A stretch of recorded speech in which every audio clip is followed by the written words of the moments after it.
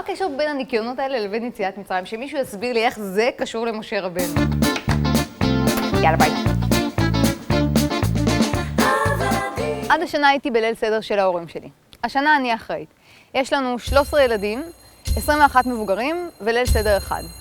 איך הופכים את הערב הזה למשהו חווייתי? לא מין משהו שבאים וממלמלים את ההגדה. תצטרפו אליי. שירה? אהלן. מה נשמע?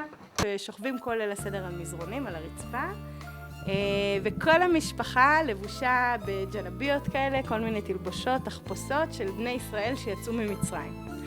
במהלך הסדר הילדים יוצאים החוצה לארגן את ההצגה. מזכיר לך מה הסיפור שבגללו אתה נמצא כאן. בהצלחה. תודה רבה. חג שמח. חג שמח. ביי. רוב הציבור הישראלי שלא רואה עצמו חייב לכל מילה ומילה בהגדה, כדאי שידע את ההיסטוריה של הטקסט הזה ויבין מה היה הקדום, מה היה העיקרי, על מה קשה לוותר ומהם הדברים שנוספו במהלך הדורות. מה פירושו להיות בן חורין?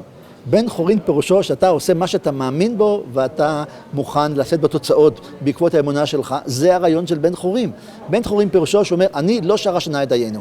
אפשר ללכת להרבה מאוד כיוונים בדברים האלה, ובלבד שעוסקים במצה, עוסקים במרור, מדברים על הפסח, מרבים לספר ביציאת מצרים. לא מקרה הוא של יציאת יהודי אירופה ב-47 קראו יציאת מצרים, כי הם חשו שהם מחדש חיים את אותו עניין, מעבדים, עבדי השלטון הנאצי וכיוצא בזה, יוצאים לחירות. הוא הדין ביהודי אתיופיה, הוא הדין גם בקבוצות אחרות שביצעו בגופם את יציאת מצרים שלהם. על ידי עיסוק בכל יציאות מצרים, אנחנו מקיימים את כל המרבה לספר ביציאת מצרים, הרי זה משובח. לפני 20 שנה, הבנות שלנו היו קטנות, והחלטנו לשתף אותם. כתבנו מין מחזמר כזה, מיני מחזמר שהוא תמצית של סיפור מצרים. פרעה לבשת בגד ים. היה הכנה לפני כן, הם נורא חיכו ככה להופיע, זה היה שואו. פרעה הפך פתאום לדם. מה קורה פה היום? אני ממש המום. אנחנו רגילים מהסיפורים האלה, זה יראת קודש, את יודעת, משה, פרעה.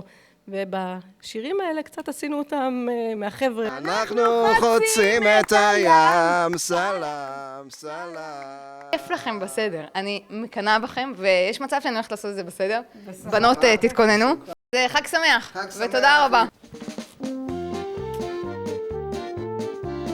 אני זוכר עד לפני כמה שנים היינו עושים סדר של יותר מ-100 איש. גולת הכותרת, ובסוף היו שרים חד גדיא, כולם ביחד עם כל הקולות של העז ושל המלאך המוות. וצרף לחוטה, דיקה לבלבה, ונשך לשולה, מיהו לגדיא.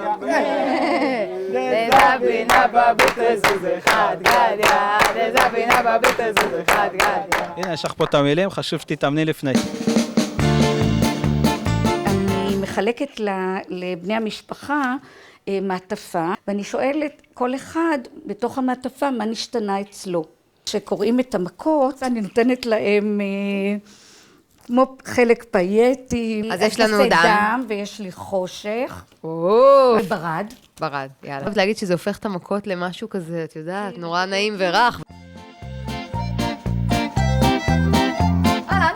אני מחפשת לעשות משהו מעניין בליל הסדר. שלום. שלום. הבובות האלה, א', הילד הקטן יכול לקחת את המגיד, את משה. ישראל עבדו מאוד מאוד קשה במצרים. הקדוש ברוך הוא עשה עליהם הרבה מכות. אמא לחושך. כל אדם צריך לצאת מהמצר שלו. ממש לצאת ממצרים. יש לנו אגדה חמודה בבית, שחייב אדם לראות את עצמו כאילו הוא יצא ממצרים. יש שם ראי. אתה פותח, חייב אדם לראות את עצמו ואתה שם בתוך הסיפור הזה. מה אומרים לנו בליל הסדר? מתחיל בגנות ומסיים בשבח. זאת ההנחיה היחידה. לא משנה כל כך מה בדיוק תספר, איך תספר. תתחיל רע ותספר טוב, ותיתן לכל אחד להתחבר לתהליך. להתחיל בגנות, לסיים בשבח, ולצאת מהמצר האישי שלו.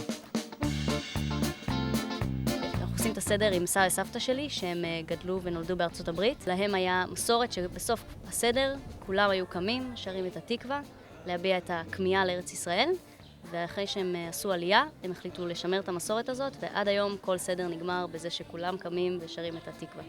היה גדול. אז מה יש לך לספר? אנחנו קודם כל מתחילים לפני ליל הסדר, אנחנו מתחילים בעלייה לרגל.